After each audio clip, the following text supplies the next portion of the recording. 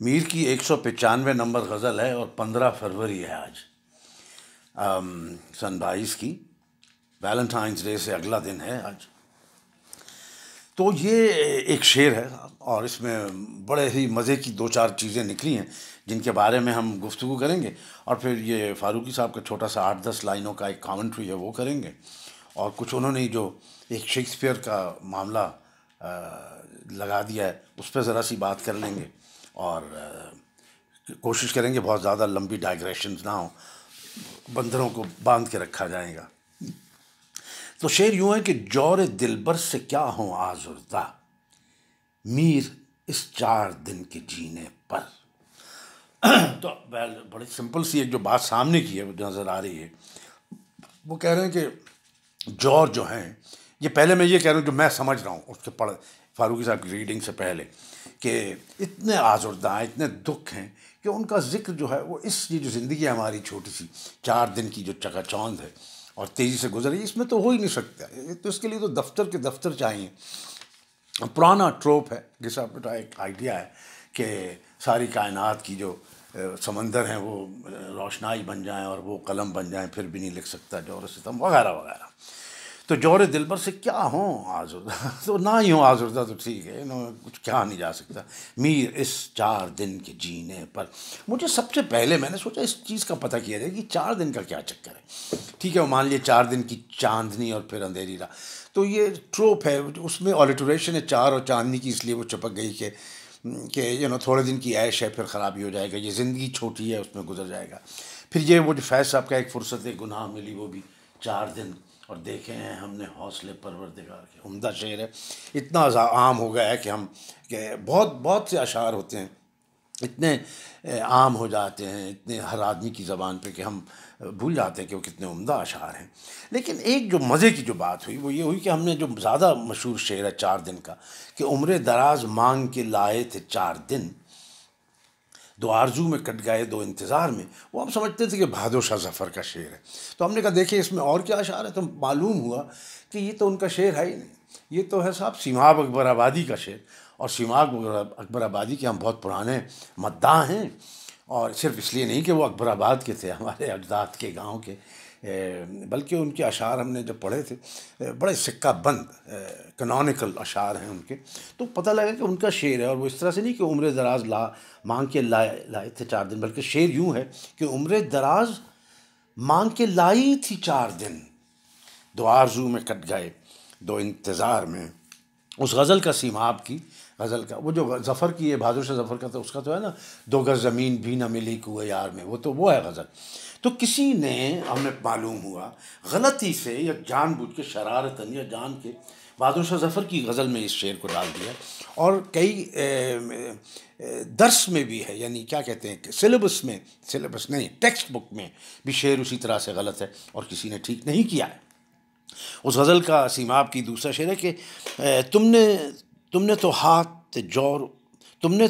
جور و ستم سے اٹھا لیا، تم نے تو ہاتھ جور و ستم سے اٹھا لیا، اب کیا مزہ رہا ہے ستم روزگار میں۔ بہت عمدہ شعر ہے کہ روزگار کے ستم جو تھے، ان کی جو چاشنی، ان کا جو کڑاکا تھا جو چسکا تھا، وہ آپ کے ستم کی وجہ سے تھا، وہ اٹھ گیا تو باقی تو بغیر، جیسے انڈا کھا رہے ہیں بغیر نمک کے، کیا فائدہ اس کا۔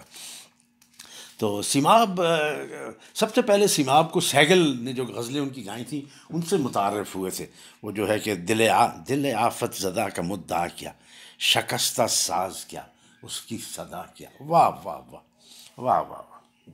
اچھا صاحب، تو یہ ہوئی جناب 4 والی بات اور 4 دن والی بات۔ اب ذرا شیکسپیئر کی طرف کیوں جا رہے ہیں، ہمارا نہیں، یہ انہوں نے اشارہ کیا، فاروقی صاحب نے، کہنے لگے شروع کرتے کہ اس شعر میں طبیعت کی پختگی یعنی میچورٹی اس درجہ ہے کہ حیرت ہوتی ہے، تحمل اور قبول کی یہ منزل تو عام طور پر ایک عمر گزار کر ہی ملتی ہے۔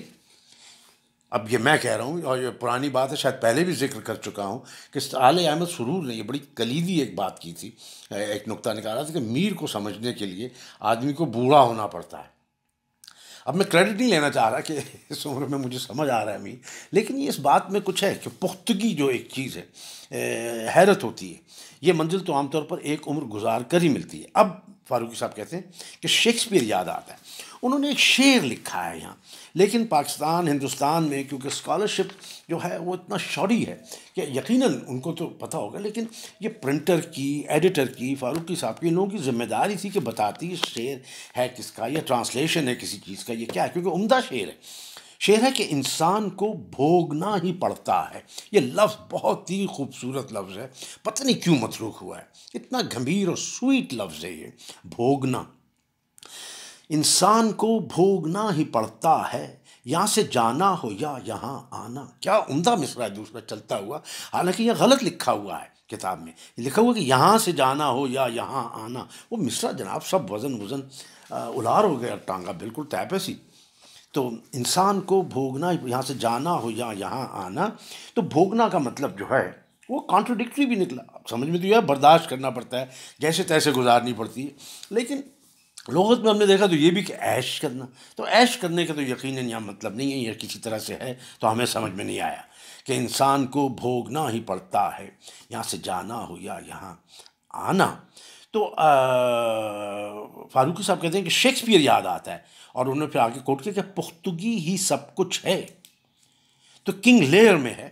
اب دیکھیے دو پلیز جو ہیں شیکسپیئر کی، جو 5 بڑی ٹریجڈیز ہیں، ان میں 2 میں یہ آئیڈیا رائپنیس از آل، یعنی پریپیئر ہونے کے اس میں، اس سینس میں رائپنیس از آل.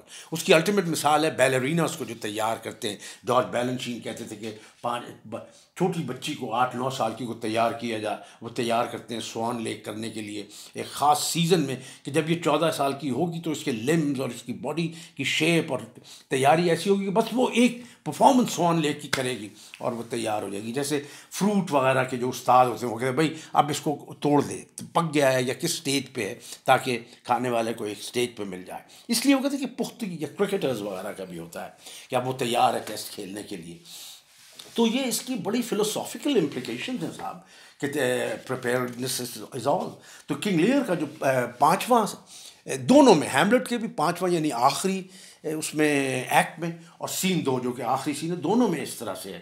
تو لیئر میں جو ہے وہ ایسے ہے، کنگ لیئر میں وہ جو ایڈگر ہے، جو کنگ لیئر کا گاڈ سن ہے اور گلاسٹر کا بیٹا ہے، اس کے منہ سے ہے یہ کہ جب بالکل پلے ختم ہو رہا ہے، لیئر ختم ہو گیا ہے، بیٹا چلے گیا، وہ کہتا ہے کہ what in ill thoughts again، what in ill thoughts again، کہتے ہیں ill thoughts میں مت ہو. یہ تو بڑی سمپل بات ہے کہ men must endure، they are going hence even as they are coming hither. Ripeness is all. Come on, and that's true too. Ripeness is all. So they are going hence even as they are coming hither. تو بڑی اچھی alteration ہے hence کی اور hither کی. اور ripeness is all. Come on، کہ ہمیں تیار رہنا چاہیے، جس گھڑی آئے گی، جس روز قضا آئے گی والی بات.